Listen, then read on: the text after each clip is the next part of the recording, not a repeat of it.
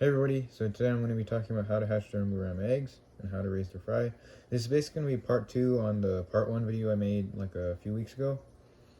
So on the previous video I basically talked about how to get a pair of German blue rams, how to buy them, all that kind of stuff, and also how to get them to spawn. So if you haven't checked out the video already, definitely go check that out. I'll link it in the description. This is just basically a continuation of that video. So if you don't watch that video, this video might not make much sense. So yeah, let's get into it. So the first thing I like doing when I have the eggs is just taking them out of basically the tank with the parents. So I just don't have enough space to let the parents raise their own fry. I've heard that it's really enjoyable and very, very rewarding. I just haven't done it before because I don't have that much space to give the parents their own tank and all that kind of stuff. So I basically pull the eggs out, and generally I have them lay on like a slate piece or something. They generally lay on that, and I just pull that out, and I like putting it in a breeder box. So basically those breeder boxes, they basically can circulate water from your tank, and they're just kept separate from your tank. So it's really, really easy to kind of take care of the fry in there. It keeps the water quality good because it's always circulating from the tank, and it's just really, really easy, and it works well. So one important thing is using like airline tubing connected to like an air pump to aerate the eggs. I like having like a really slow flow. Just put them relatively close to the eggs. Basically what it does is it simulates how the parents use their fins to oxygenate the eggs. So you don't really necessarily need very strong airflow. You just need enough to kind of move the water around the eggs just so it doesn't stagnate. So I also find that German blue ram eggs are very prone to fungusing, so making sure you have very clean water is very, very important. I also like preventing fungusing with using water like RO water or distilled water or rainwater. Sometimes those you can't do that, so it's not that big of a deal if you can't do it. It's just the reason that I like using those is because they have much less bacteria in the water than like tank water, which has a lot of bacteria just because there's all the beneficial bacteria, all that kind of stuff. It's like live, which promotes fungus. So these eggs that you're looking at in this video are being hatched in normal tank water, and you can kind of see there's a little bit of fungus, but it's not too bad. So it's not something that you necessarily need to do, but obviously if you want to improve your success rates, that's something I would suggest doing. Another thing to watch out for is that ram eggs, I find, do not hatch well in hard water. I've done some testing on this where I've added calcium to the water, and it significantly decreases like the hatch rates for me. So it was just a test I did a couple of times, so I don't know if it's necessarily universally true, but I've done it a couple of times and it hasn't worked out.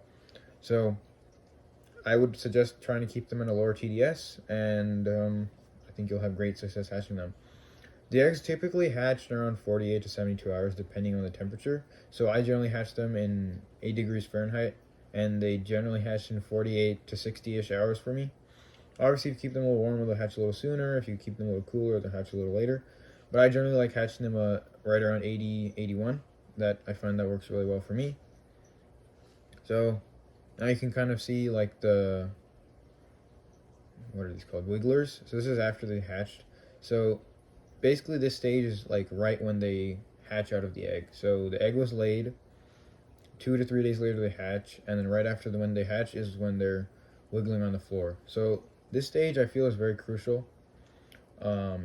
This stage you personally don't really need to do anything. You just need to kind of make sure the water's clean, lower the air, because just to make sure that they aren't just like spinning around all the time, like agitating them all the time. Just kind of keep very low flow, make sure there's clean water, and make sure the temperature's right, and they'll basically develop for the next 2 to 3 days on their own. And that's when they become free swimming. So after this stage of when they just wiggle on the floor, this is the stage that they basically develop a lot. They develop their eyes, their fins, their body, their mouth, all that kind of stuff. So at this stage, they kind of just feed on the egg yolk, and you don't really need to do anything for them. You just kind of leave them alone. So once they come out of this stage is when they basically start free swimming. So you'll kind of see that where they're kind of scooting around, they're swimming around, free swimming around. And this is the stage where I think is the most crucial stage, right when they become free swimming. So the reason this stage is very crucial is because this is when they start eating. This is when you need to start taking care of them, and you need to start doing a lot more work for them. So once this stage starts, for the first day of free swimming, I find that they don't take any food generally. Obviously, you can try feeding them, And the foods I like to feed them are just strictly baby brine shrimp. That's like the only thing I feed them pretty much for the first month and a half of their life. So obviously you need to master brine shrimp, baby raising brine shrimp before you do any of this breeding. There's tons of other videos on how to raise baby brine shrimp. I can probably make some in the future. We'll see if I do. But that's the most important thing, in my opinion, to raising rams. Like, I used to keep failing at raising rams because I'd try to use like powdered foods and all that kind of stuff, and it just wouldn't work out. It's just way easier, way better to just use hatched baby brine shrimp. So I like starting to feed them the baby brine shrimp. So this baby brine shrimp has to be newly hatched. So baby brine shrimp generally hatches in 24 to 36 hours. I generally feed it right at the 36-hour mark. So I feed them basically the day before I want, 2 days before I want to feed the baby brine shrimp, I hatch them. So let's say that I want to feed the baby brine shrimp on Saturday. I'd start hatching them on Thursday night. So basically they get a full 36 hours before I even feed them. I find this works really well, and the little tiny fish can take the baby brine shrimp, even at this stage. So I start feeding them the baby brine shrimp the second day after they become free swimming.